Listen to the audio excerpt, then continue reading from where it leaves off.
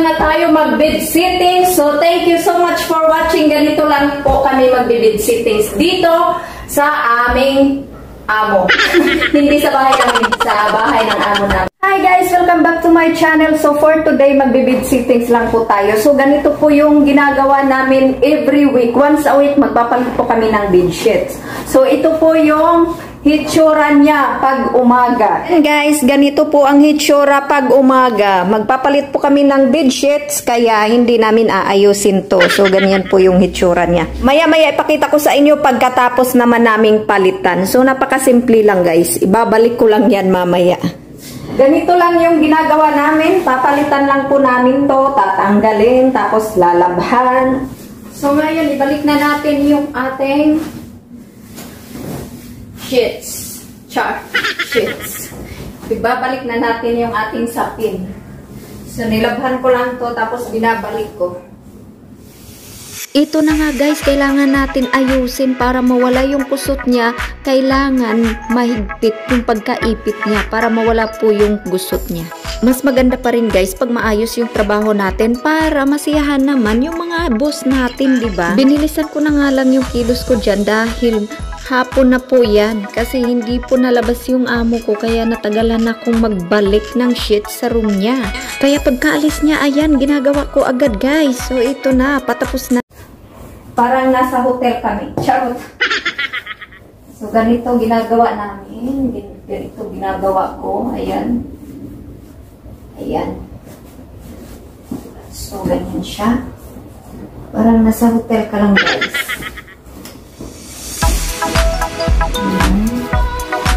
Tapos yan. O diba?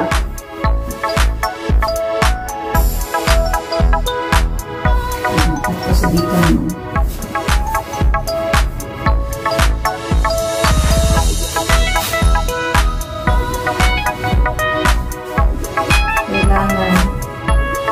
Kailangan ano talaga? Ayusin. Para hindi siya kusot. Oh. Ayan. Sure. So, pag ganyan talaga. Ayan. So, ayan guys. Magkabilaan lang to. Ayan. So, ganyan lang. Dito lang ang bed settings naman. So, ayan na guys. Maganda na siya tingnan. So, ayan. Ang hirap po kumita ng dollar guys. Diba mga ka-OFW? So, ganito lang po yan. Isang room lang po ang nagawa ko ngayon. Kaya lang, sobrang pagod kasi 3 beses ko binakyum at saka minamap yung buong bahay. Kasi maalikabok siya ngayon kasi may nagagawa ng 2 days dito sa bahay. Bagong lipat kasi kami, hindi pa tapos itong bahay, so marami pa siyang gagawin. Kaya dusty, yung amo ko nagreklamo yung side dusty, kaya kailangan ko inuulit-ulit ko siya ng map. 3 beses ako nag-vacuum, 3 beses nag-map.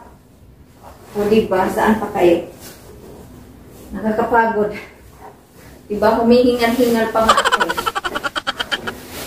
So, ganito lang naman guys, yung ano natin, trabaho natin. Gusto natin magkapera, kaya kailangan magtrabaho. Hindi na tayo... Mahirap po lang pera guys. Kailangan natin kumayod. Kung wala kang pera, hindi ka masaya. Real talk po yan.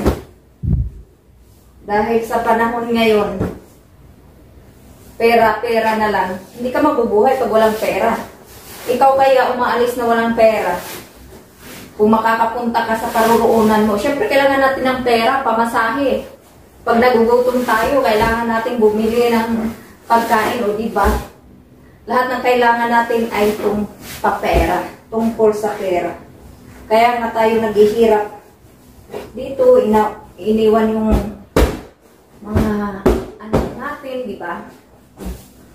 Hiningal ako guys. Alam nyo, madaling tingnan yung trabaho natin pero mahirap gawin. Pag tinitingnan mo, akala mo napakadali, di ba yung mga amo natin? Minsan sasabihin, ang dali lang ng trabaho. Madali lang talaga tingnan guys. Dito natin ilagay. Yan. So ayan, ganito lang.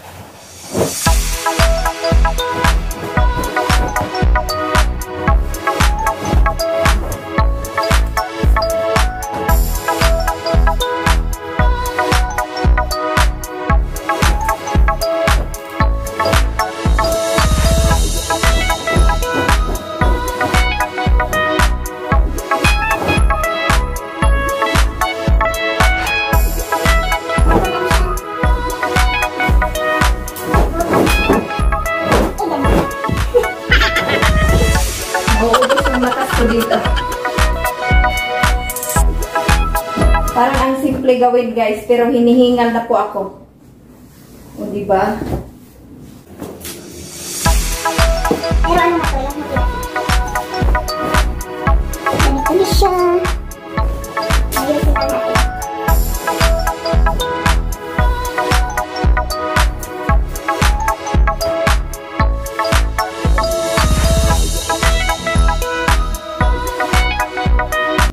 So, sa wakas, natapos na rin. Pinapawisan ako ng marami. So, ayan, ganito lang siya. Ganito lang yung, ano nila, sit up ng bed. O, diba? Pag ganyan-ganyan lang. Ayan. Tama na yan. Malinis na yan. Hindi na kailangan plansyahin. Hindi kami nagpa-plansya dito ng bed. Ng, ayan. O, diba? Pwede na. So, ayan na nga guys, tapos na nga tayo mag-bed sittings. So, thank you so much for watching. Ganito lang po kami mag-bed sittings dito sa aming amo. Hindi sa bahay namin, sa bahay ng amo namin. So, thank you so much guys. Hanggang sa susunod. Thank you for watching everybody. Bye!